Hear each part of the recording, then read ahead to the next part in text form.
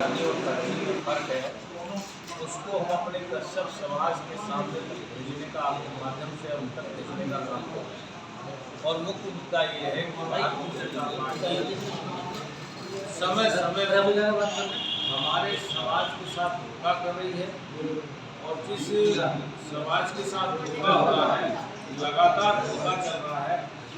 और ऐसे हवा में हम बात नहीं कहेंगे वो धोखे की, किसी पे हम अनावश्यक आरोप नहीं लगाते हैं।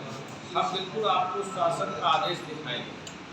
ये शासन आदेश है भारतीय जनता पार्टी के शासन में। बाबा मुख्यमंत्री ने स्पष्ट ये कहा था कि सरकार बनने से पहले कि कश्यप समाज की 17 जातियों को अनुसूचित जाति में जोड़ने का हम काम करेंगे और इनका हक बनता है।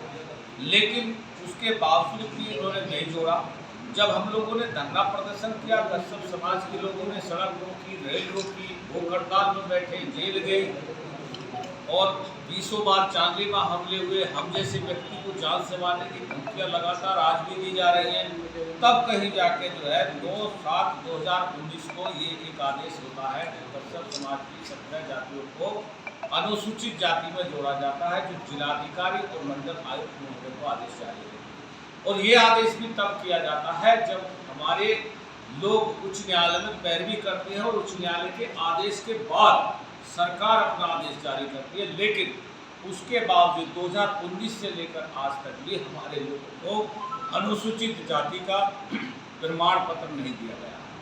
समाज को मात्र और मात्र ठगने का काम, वोट के नाम पे गुमराह करने का काम भारतीय जनता पार्टी लगातार करती चली आ रही है। दूसरा मुद्दा आता है बाबा साहब का संविधान। अगर हमारे बाबा साहब भीमराव अम्बेडकर, क्योंकि हम उसी एक महार जाति से आते हैं, जिस जाति से बाबा साहब भीमराव अम्बेडकर हैं उसी जाति के हम लोग हैं।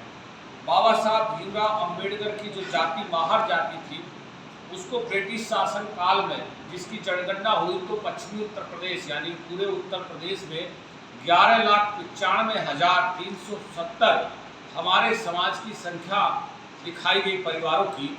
और जब उसके बाद 2007 के बाद यानी देश के आज़ादी के बाद उसका आंकड़ा निकाला जाता है तो वो आंकड़ा बिल्कुल नील बटा नील दिखाया जाता है। उसके बाद हमारे महार समाज महार समूह की जाति को पूर्ण रूप से विलुप्त कर दिया जाता है। मेरे पास में वो ब्रिटिश शासन काल के जो कागज़ हैं ब्रिटिश हुकूमत में, जो ब्रिटिश हुकूमत के दौरान ये हमारे पास है ब्रिटिश शासन की जो जनगणना थी, हम आपको दिखा दे रहे हैं। उसमें इस ब्रिटिश शासन की हुकूमत की ये मोहर है और इसके आंकड़े के आधार पर हमारी जो जनगणना हुई थी उस जनगणना में 11,04,370 परिवार।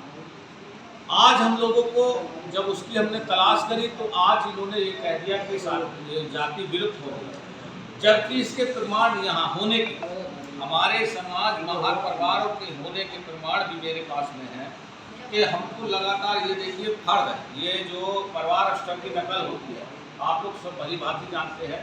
इस परिवार अष्टक की नकल में स्पष्ट है कि महार परिवार लिखा है, लेकिन सरकार ने बाबा साहब की जाति को जिस तरीके से विलुप्त कर दिया, बाबा साहब की जाति को जिस तरीके से विलुप्त कर दिया गया है, उसी प्रकार भारतीय जनता पार्टी संविधान को खत्म करने की नीयत है।